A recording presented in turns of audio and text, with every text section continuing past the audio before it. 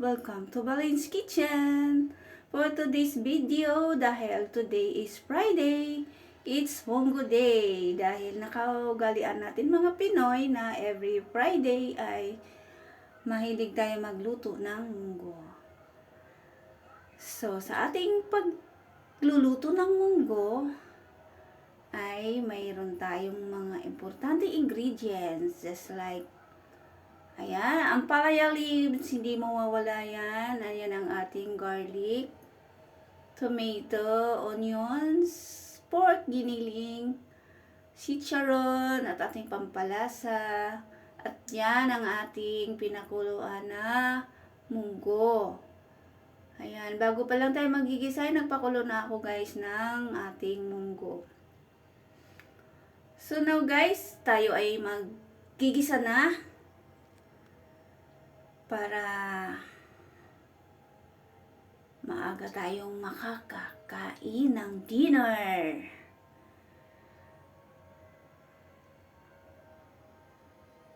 Ayan ang ating kawali guys. Painitin na lang natin siya ng maigi bago natin ilagay ang ating cooking oil.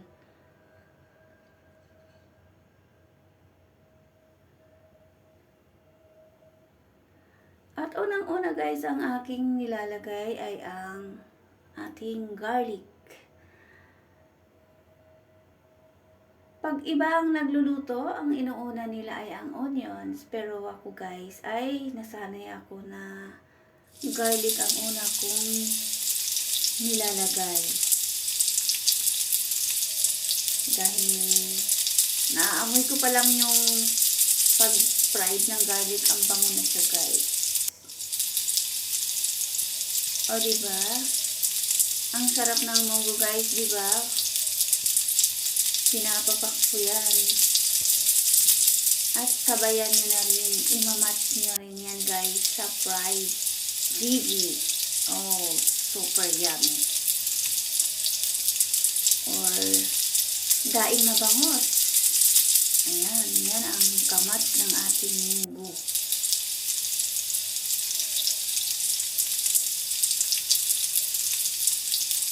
Yung ating giniling guys ay dapat pakukuluan ko muna siya kaso wala nang oras. Nakakalimutan ko kasi. Medyo frozen pa yan kaya tiis-tiis na lang sa mahinang apoy natin siya iluluto para hindi masunog. Dahan-dahan hanggang siya ay totally na siya ay mag-brown. Ayan, sa mahinang apoy lang guys. Kasi hindi siya napakuluan before na magisa tayo. So ayan, tiis-tiis na lang, halo-halo. Bago natin ilalagay ang ating pinakuluan na munggo.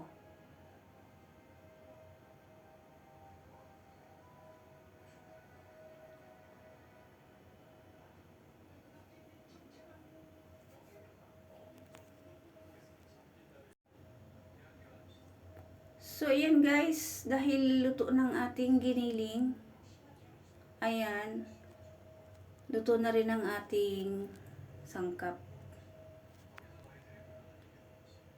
Ilalagay na natin ngayon ang ating pinakuluan na munggo.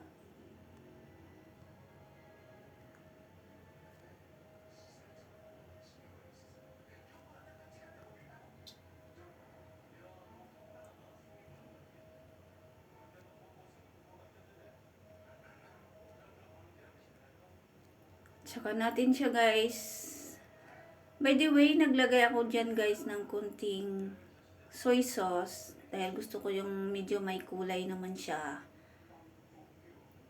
At naglalagay din ako dyan guys ng half lang na Knorr cubes. Para mas yummy ang ating gulay. So, andyan na rin lahat nating pampalasa.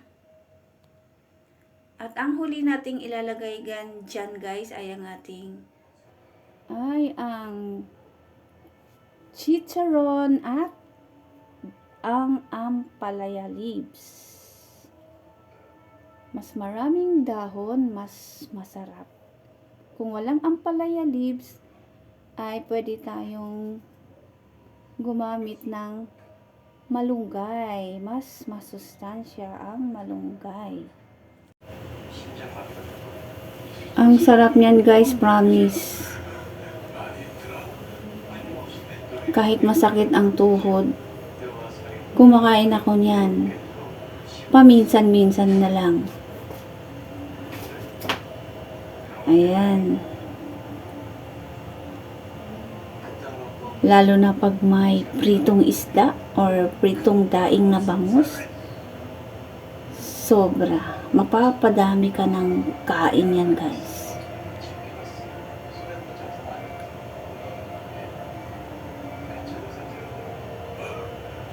Munggo.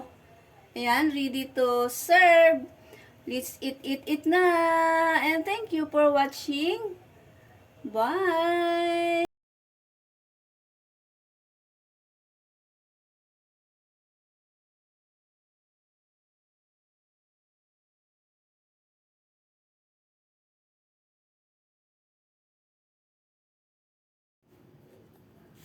Eto na guys, andito na ang ating dahon ng ampalaya. Atin nang ilalagay ang ating dahon ng ampalaya. At tayo ay malapit nang makakain ng ating kinisang munggo.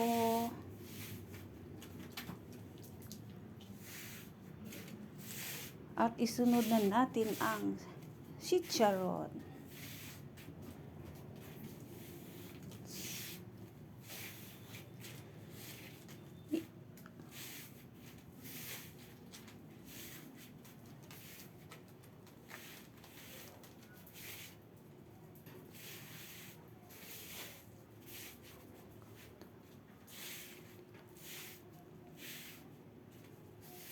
At ito na, luto na talaga ang ating gulay na munggo. Let's enjoy. The munggo is ready to serve.